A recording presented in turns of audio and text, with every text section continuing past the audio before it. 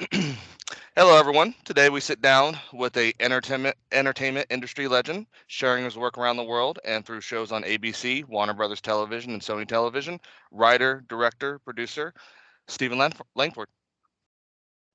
Hi, how you doing? Thanks for coming on, Stephen. We greatly. It's an honor to have you on the show. Oh, Um, thank you. it really is. Big fan of yours.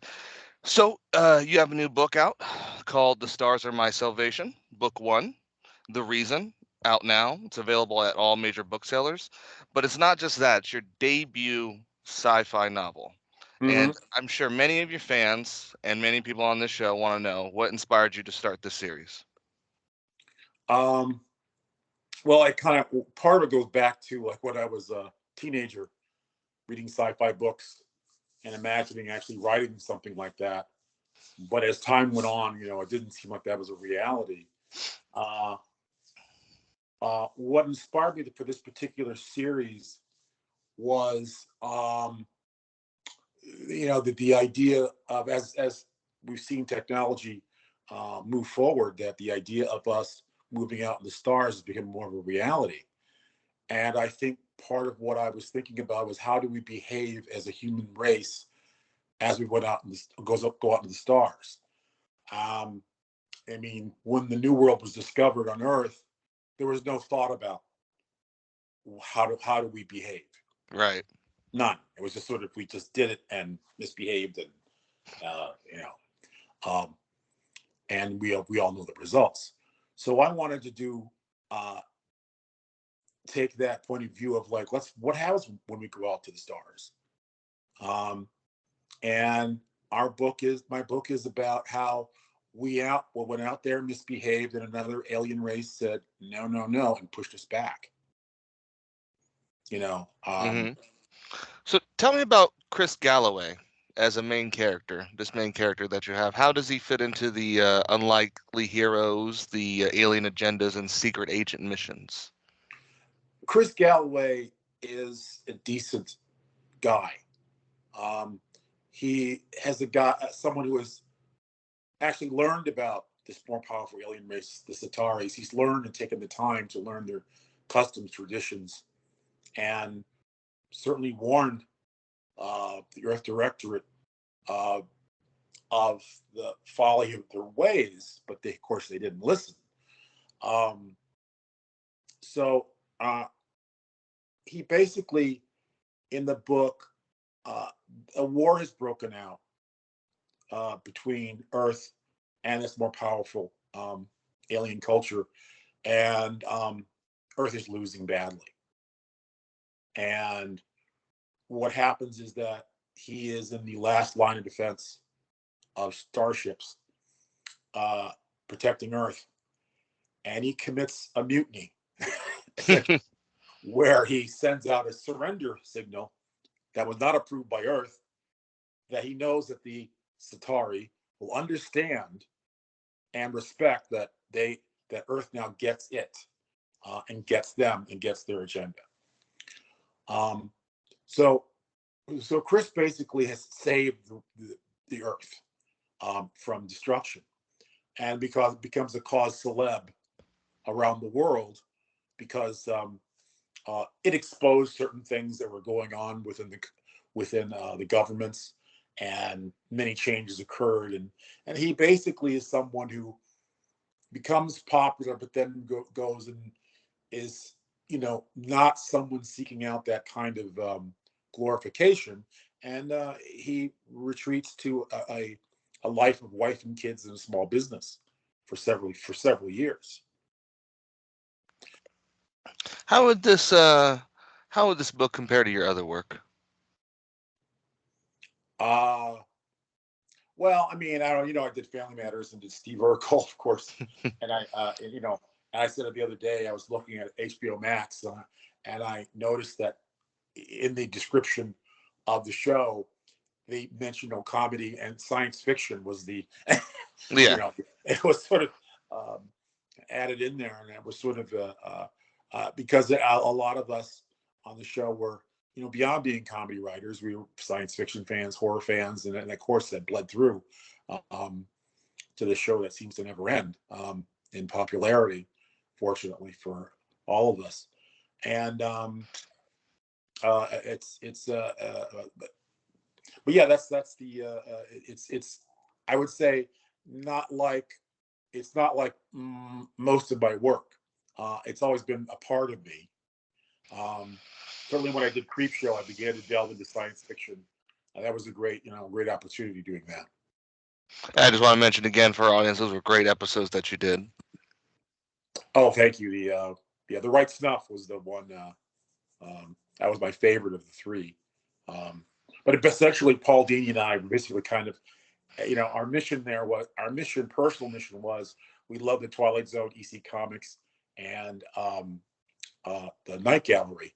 We felt that each one was a salute to uh, each one of those. How much does this book mean to you as a sci-fi fan? Everything. you know, um, I want. I mean, they said I wanted it to be. Uh, I wanted it to be a cautionary tale. You know, for the far flung future.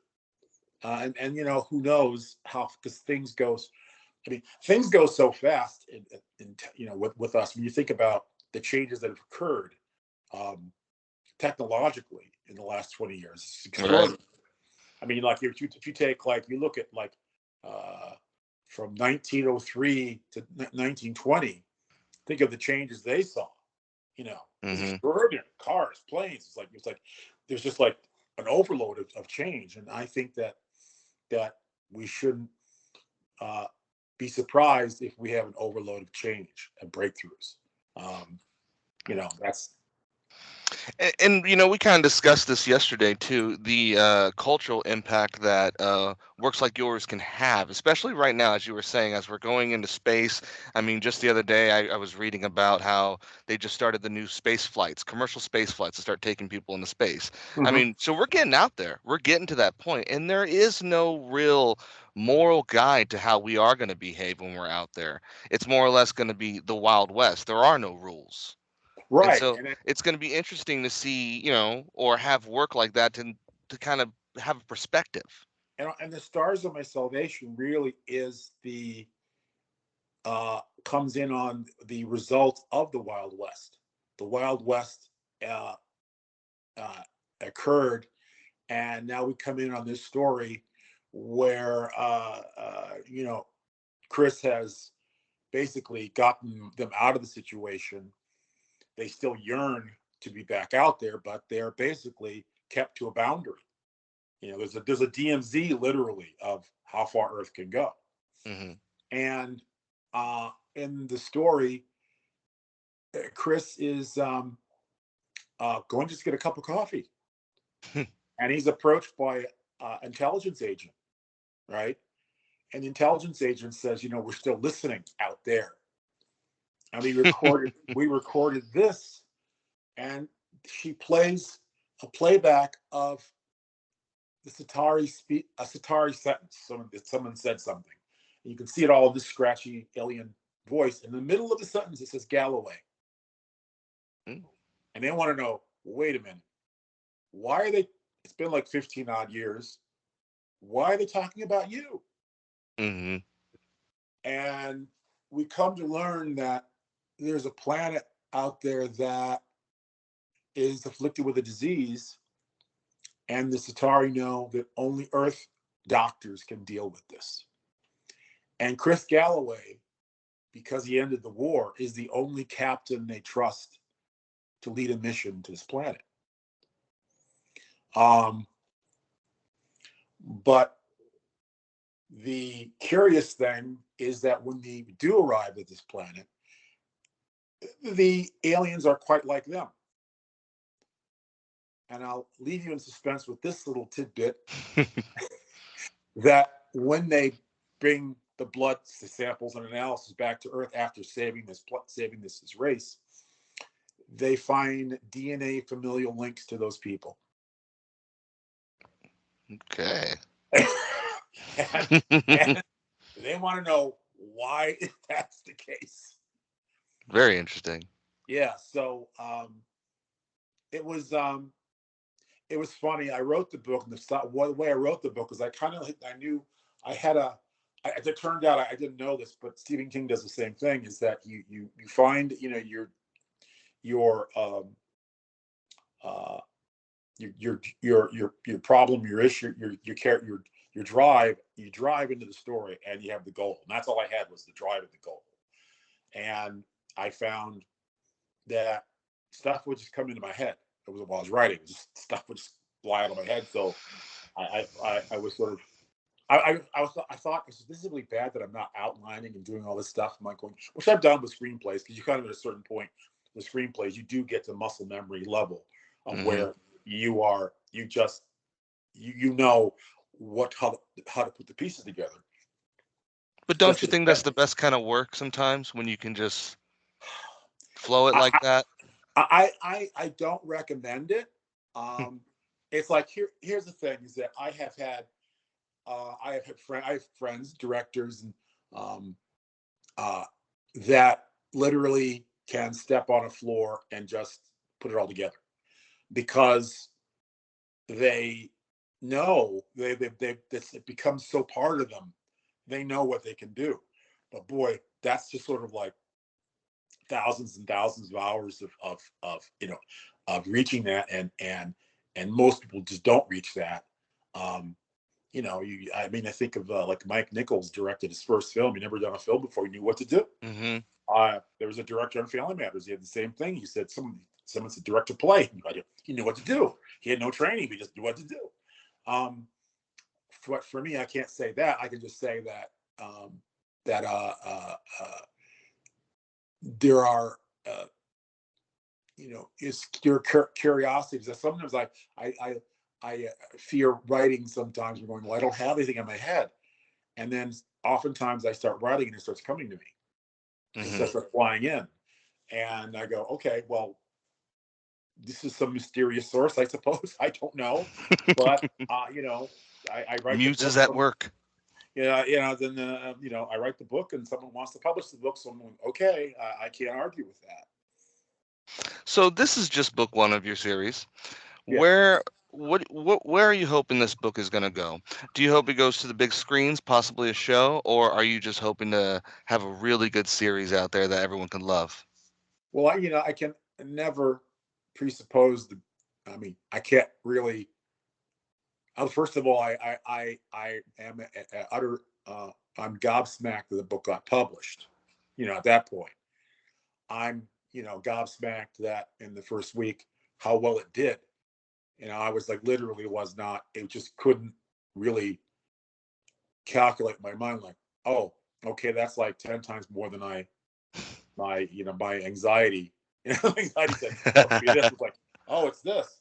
Oh, wow, that's a lot of people reading my book. Um, um, so so it's like in terms of the, I would imagine, because it's a pro. I mean, I've written the second book already, um, but I imagine this sort of a universe. So that's probably a streaming series, possibly. I mean, that would be the thing. Um, but I know it's a sort of need people to. I guess got to get the thing going. It's essentially it. And for the fans of the first book right now, could you tell them a little bit about the second one? A little precursor? Well, I'll say that I will. Um, you will understand in much more detail about the mystery. Um, I'm going to time jump around to kind of explain what the Sataris were up to. Um, there's a passage in the book where the Sataris say to Chris, about another planet, and how they don't want Earth to interact with that planet. Well, of course, in book two, we do interact with that planet. Interesting. Um, yeah, and it's also it's about how uh, uh, people, leaders, when they choose to be a leader, they become part of the time narrative. You know, Hmm. it's like, um, you look at FDR, and FDR got polio, Right. but the polio caused him to be president.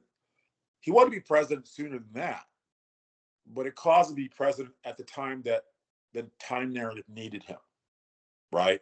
Mm-hmm. Um, as you could say, you know, the tragedy of the Kennedy assassination, um, well, was also, you realize that the after he was killed, LBJ was able to get the Civil Rights Act and Ripple effect.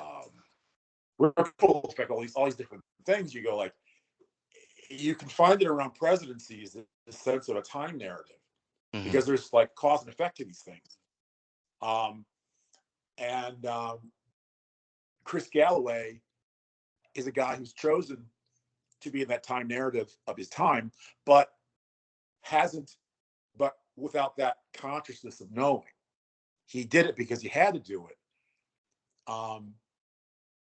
not because he wanted to be part of a leader or part of that. And he had given it no thought. Mm-hmm. But it really, the overall arching thing of the series is a guy who's basically has made a choice that swept him up into this narrative of, the galaxy has to go a certain way, and he's a centerpiece of it, and that's part of his journey. How important is it um, for a main character to reach an audience, would you say? Oh, it's incredibly important. You want to have someone that connects with you in some way. You know, I remember I was teaching a screenwriting class, and a student who was about 30 something years old, we're having a one-on-one meeting, and he asked me what I did, and I said, well, I did Mm-hmm. family matters. I did family matters. And he looked at me, his eyes widened, and he said, oh my God, you changed my life. Now, there's not many times in most people's lives where someone says you changed my life and there's a total stranger. And if you query my colleagues on the show, um, they've had similar incidents of the same thing, of people saying that things. And I think when you start out in television and film, that's not what you're thinking of. You want to tell your story and tell stories that you like. But what you don't realize as a writer is that a lot of what you're doing is affecting and moving and shaping the world in some way. You know, it's like I was watching the Mary Shelley Moore documentary, and it was like she kind of changed a lot of things for women Mm-hmm. because just the choice of wearing pants, and in Yeah. the Van Dyke show, it's like it's like you're pumping these different ideas of to people that you just thinking this is a funny story, but you don't realize is that, yeah, but hundreds of millions of people are seeing these The things. cultural impact that your work has Yeah, and there's others. Yeah. there's cultural impact, and it's like and I think none of us thought that way. Um, None of us, and we are continually surprised in that. So yeah, I like the book to have a cultural impact. I like people to like. I think I said to you the other day, it was like there was Elon Musk had talked a couple of years ago about when going out to Mars, we'll have our own laws, and basically the government Right. said, no, No. no, no, no, no. The same laws apply, and that's that little thing of like, yeah, that's where that misbehavior. It's like there's that thinking of like, oh yeah, I can go out there and do anything I want, which is one of those dangerous sentences for anybody to say. I can do Right. anything I want. And I said, no. That's what a lot of people did over the centuries on Earth. They did whatever they wanted to do, and and Mm-hmm. and, and that followed with death and destruction. And so, that the stars of my salvation really is in many ways about how about fight humanity fighting its guardrails. That we have to have guardrails Right. because we just, as you've witnessed, that Right. without the guardrails, it will go off the rails, and it's not good.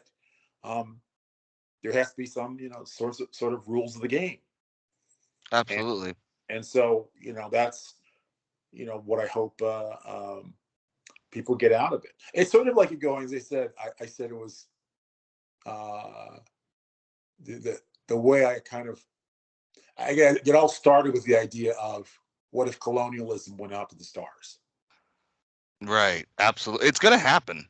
It's like W- it's like it's like it's gonna look. It's gonna happen unless we say it won't happen. If we say no, we can do things right. Mm-hmm. I mean, we can. I mean, look, you go as a species, we evolve. We evolve, you know, from saying this is okay to this is not okay. You know that. Absolutely.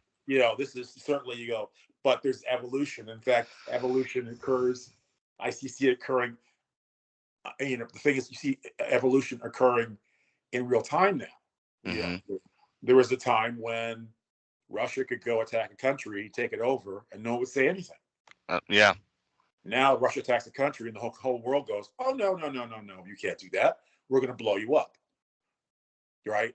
Right. So that's evolution in a matter of 8-9 years of where this isn't okay anymore.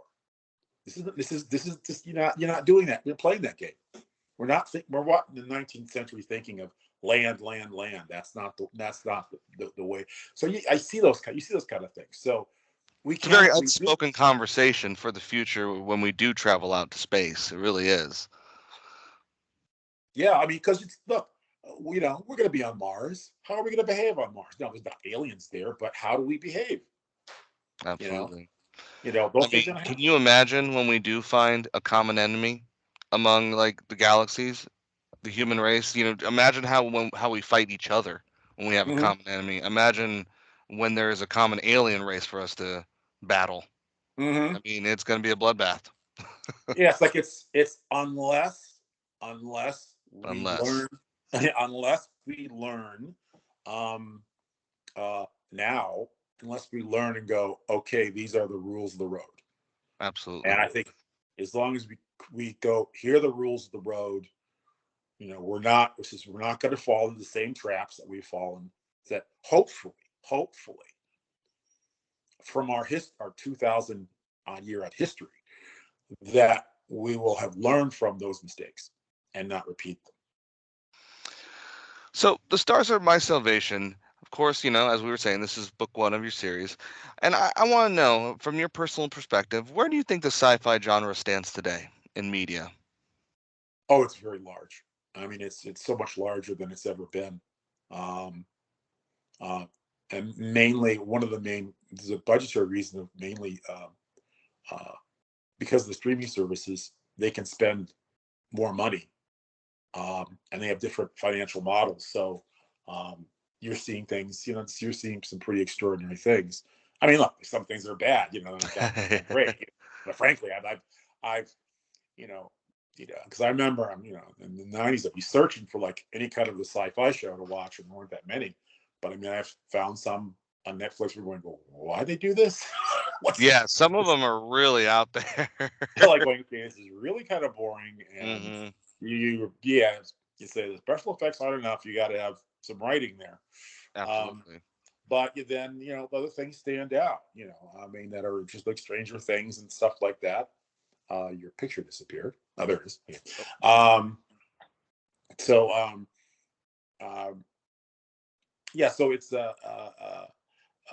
it's I mean, at a pretty. I mean, because technologically with the kind of effects that we can do, Right. um, it's things that we really couldn't have done. We can do now, and so it's at a pretty much, I think, at a sort of a zenith at this point in terms of the availability of the product. Quality is always up to question, up to actually people's opinions of what tastes of what they like. Has there been any favorites out there that you can think of that you've Uh, enjoyed on Netflix, sci-fi genres? well, I was the Foundation series. I enjoyed that on Apple. As I said, Stranger Things, I had enjoyed that one too. Yeah. Um, that was quite clever. Um, uh, uh, and I was always a Star Trek fan. I mean, I thought the Star Trek Picard third season was actually quite extraordinary. It really was like of Star Trek. It's kind of in the same canon as the original series, and sort of Star Trek Two, Wrath of Khan, which is kind of the that's the yeah. Like I'm Facebook friends with Nicholas Meyer, and he's like kind of I could see him posting going like, oh wow, I did I did something that is kind of classic, and yeah, it's classic. It's it's like a sort of thing where you go when people are still doing takeoffs on your movie, you know, 40 years after the fact, it's like Steve Urkel. I see Steve Urkel sketches 20 some years after the show had been off the air. I go, yeah, you're in the ether. You're. It's like I can't. You go. You sit there. My wife and I see that like Steve Urkel joke, and we'll go, you know, okay, this is crazy. This has been a long time. Yeah. You go. Well, yeah, but there were Lucille Ball. I That's love the Lucy cultural jokes. impact, though, that your work has had, Stephen. I remember Joel Zwick, and I was the director of many of my episodes. I ran into him over at a Starbucks in Tarzana, and he said, "Stevie," I said, "Yeah." I says, "Did we do something with that show?" Because I'm hearing it's like because listen, this guy's done 1,000 episodes of TV. And he goes, Yeah. but this show particularly, it was like he gets more. He would like people would like do more, say more things about it, and I was like, yeah, Joel, I think we did. I don't think we intended to, but we did, because it's like I mean, and that's for a guy who did so many shows that he knows that one series that he worked on. Mm-hmm. That's everyone talks about that one, and it's like it's fortunate and glad that happened. Um, it was funny because I felt like the frustrated science fiction writer on that show, and I and we but like a few of us were, so stuff kind of came out, and frankly the where Stefan episode where he becomes like the cool version of himself was like we had no idea that. So usually series, its ratings kind of start at a certain level, start going down and down and down and down as Mm-hmm. time goes by. When we did the Stefan episode, it popped up, and we're like, "What the heck?" And turned out we hit some weird chord with the audience that they wanted to see that. And it's I guess it's sort of like things are just sort of meant to be, and they're going to, again, like I said, it's like the narrative of time. This was going to happen. It had Right. to happen, and you got to be part of it. Which is nice. I just hope that my book has the same kind of luck. I hope so too. Stephen, what do you want to tell your fans out there? That I'm grateful for um, the support over the years. Um, it's like it's really when I write, I don't write for myself. I write for people that I don't know. Um, and it's something that I've kind of figured out. I don't think I understood it in my younger years or had an ego about it anyways, but I think that truly that's what uh, writing is about for other people. Um, it's funny. Marlon. I heard this little thing where Marlon Brando had been dismissive about his work Mm-hmm. and a bit lazy in terms of what because he was the kind of guy who he tackled this very hard task of mastering this art, and he felt it was boring after a while because he's like, this is just too easy. Mm-hmm. And it wasn't until he had all this tragedy in his life and he went to a movie and the movie uplifted him, and then he realized at that moment what his work was really about. See, he wasn't about that I've mastered this craft, but no, you're giving this gift to strangers, right? Right. That's really really what the film, television, print, uh, that's what it's really about. Um, it's really not about you. Um, it's like um, it's just you're trying to uh, show people the way, maybe a way to live. I mean, Hmm. Chris Galloway is a guy who tries to live a life um, earnestly. I think that's such a inspirational and a great lesson, Stephen. I really do. Um, The Stars Are My Salvation, Book One, The Reason, is out now and available at all major booksellers. Stephen Langford, everybody, thank you for joining us. We really appreciate you coming on. Okay, thank you very much.